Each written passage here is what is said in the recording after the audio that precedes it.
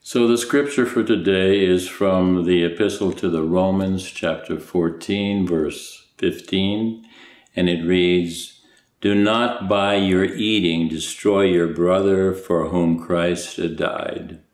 And the meditation is the following. The law which governs our entire life should be love. Love should resolve all issues. Our freedom to act must stop at the point where we can upset our brother. St. Paul, fully recognizing that nothing in itself can be impure, nevertheless, out of love for one's brothers, advises us not to eat meat out of respect for the opinion of others, so that as to not destroy the work of God for the sake of food, as he says in his epistle to the Romans, chapter 14, verse 20.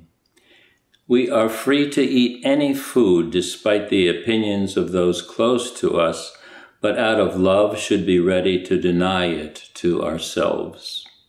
We should never forget those close to us, and getting used to constantly thinking of them, we learn to take them into consideration in everything we do, and remaining free to subject this freedom to a higher law, the law of love.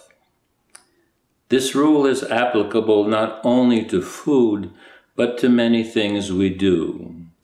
None of us lives for himself, as St. Paul says in his epistle to the Romans, chapter 14, verse 7.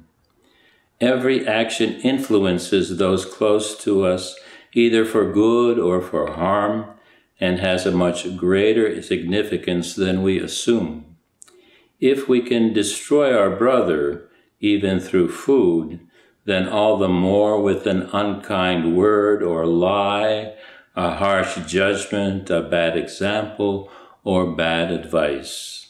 So be careful how you act, not like those who are unwise, but those who are wise, as St. Paul says in his letter to the Ephesians, chapter 5, verse 15.